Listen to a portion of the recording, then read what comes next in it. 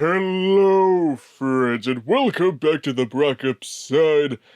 Dark Phoenix was directed by Simon Kinberg and is now the fourth installment in this X-Men prequel, first class, timeline, franchise, reboot, whatever the hell you want to call it doesn't really matter, it's over now.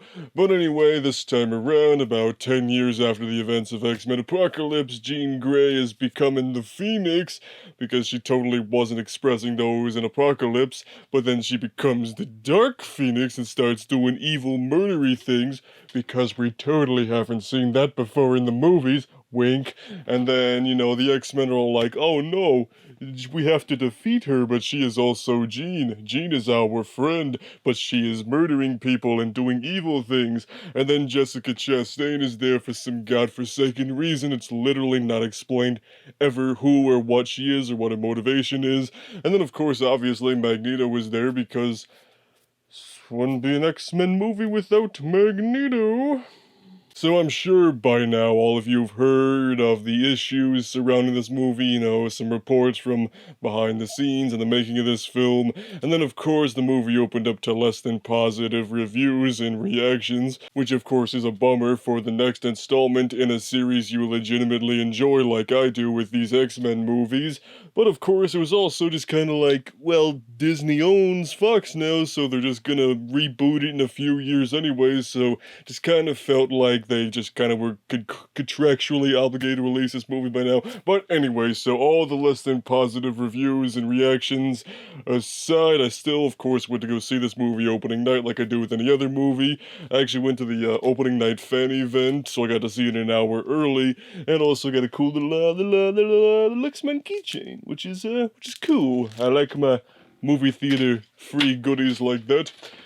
So, I'm sure you've probably heard this from other reviewers, but I would say that Dark Phoenix is not as god-awful as everyone's saying, but it's also not very good. But of course there are some good things about the movie, like James McAvoy, Michael Fassbender, Jennifer Lawrence, pretty much all the seasoned X-Men actors. Of course they give good performances, they tend to be the highlight of these X-Men films, and I think they do a good job, but also it just kind of feels like they are all very much just in a let's just get this shit over with kind of deal, because they've been at this for so long, the reactions have been so mixed. Some of these actors have expressed just kind of a disinterest in continuing or not even really wanting to do this movie, but then different reasons occurred. But still, the performances are good. I like the younger X-Men, the new Cyclops, new Jean Grey. I thought they were all good. It's not a very action-heavy movie, but I think a couple of the action sequences I thought for the most part they were actually kind of cool. I really like this one action scene that comes right before the big finale where they're kind of having this fight in the street trying to get to Jean. I really liked that one. And of course the final train sequence was actually really, really exciting. I really liked that. It kind of seems like every so often a comic book movie will have an action sequence on a train. Captain Marvel had one a few months ago, and I would say I think this one might be the better train sequence of this year. It's more contained, it's smaller, it's more grounded. Kind of the things I like about some of the previous X-Men movies, especially the original trilogy, is that it's not about city blocks and, freaking continents getting destroyed. It's smaller, down to earth, and it's like, this is the situation. The entire world doesn't have to be at stake in the final battle sequence. But that's enough of the positive machine. Let's get into the rest of it. Which I, of course, mean the negative. Which I, of course, mean the rest of the movie. So, of course, this is only the second time they've attempted the Dark Phoenix story, which, before I go any further, let me just say, I don't know diddly squat about the Dark Phoenix story in the comic books. I have not read the comic books. I am purely a movie fan of these X-Men characters, so take that as you will. But it just seems like if you can't get it right twice, you're kind of doing something wrong there. Just everything just feels repetitive of X-Men The Last Stand and other X-Men movies like that. Jean gets this cool red leather jacket that flows around stuff in both movies. She's, having issues controlling it. She goes to Magneto at some point, and then she ends up doing a thing at the end, which, if you haven't seen either movies, I don't want to spoil it, but it's extremely the same. So basically, if you saw X-Men The Last Stand, what they did with the Phoenix there, it's basically the same thing here, but in the 90s.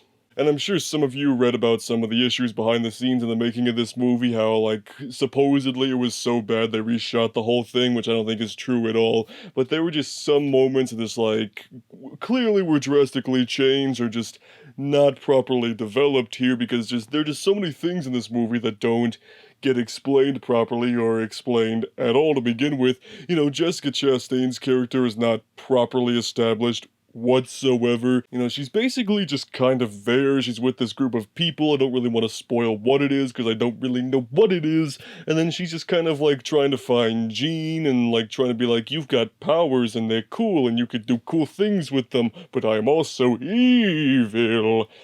So there was a rumor that Jessica Chastain and some of the other characters similar to her were part of a certain Marvel alien race, which I don't want to spoil, but you probably might know what I'm talking about. But the problem is that shit is not explained properly whatsoever.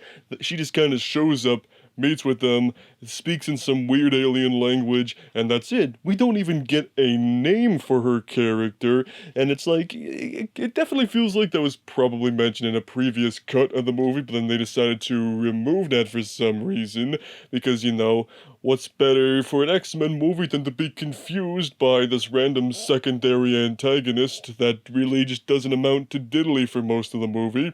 It doesn't even stop with not even properly establishing characters. This movie just straight up forgets about characters after a while.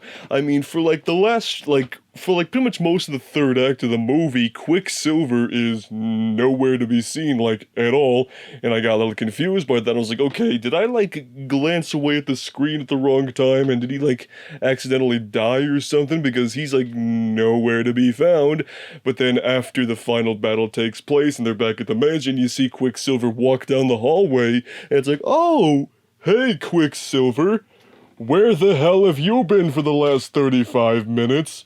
But it was revealed that Simon Kinberg did change the final battle from something else to a train that seemed too similar to other comic book movies, so probably in that original version, Quicksilver was there, but then they just kind of forgot to put him in there, like, what? And those two big issues with Jessica Chastain and just completely forgetting about characters, period, it just leads to kind of the biggest issue with the movie, is that the whole thing just feels very rushed. This movie is under 2 hours. It's not even 2 hours like Justice League was. It's under 2 hours, and it just feels like they don't take time to do anything. They're just kind of, okay, let's just move on to the next story beat, my lads.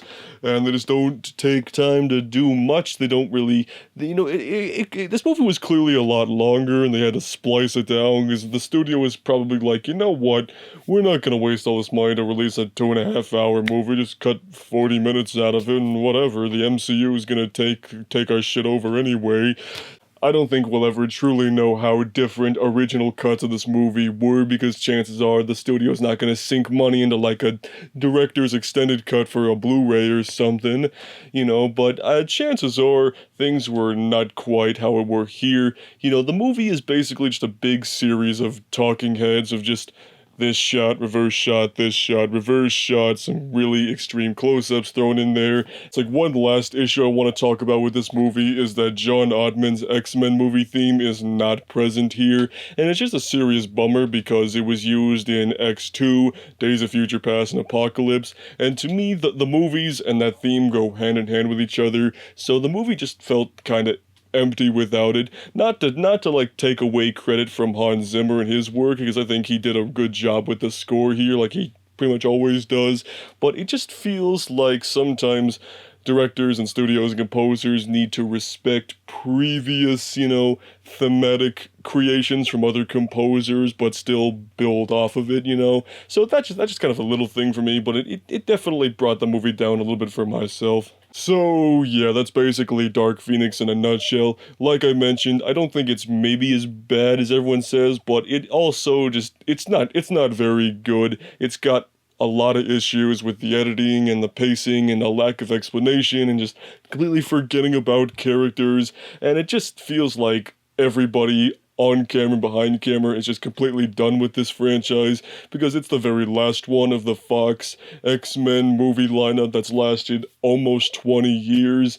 You know, this is it. This is the last movie to close all of this up, and it just feels, you know, bittersweet but not fully satisfying. So, you know, in a few years we'll see what the Marvel Cinematic Universe does with the X-Men, and probably people will enjoy these movies again once, you know, Marvel and Kevin Feige have their hands on it. But for right now, if you don't see this movie or you saw it and you didn't like it, just stick to some of the really good ones like the first two X-Men, Days of Future Past, you know, Logan, Wolverine, and the Deadpool films. If you want to just stick with those and see those as the only X-Men movies in your mind, then go right ahead. No one's gonna stop you. I'm not. So all in all, Dark Phoenix is a thing. It's a thing. It's a thing that doesn't pay off nearly 20 years of movies, and who cares? Because they're gonna be under new management. So yeah. So, those are my thoughts on Dark Phoenix. If you guys saw this movie, or if you've got a friend that keeps turning evil and trying to murder people because of space magic and crap, let me know it's down below, and we'll see you on the Brockopp side.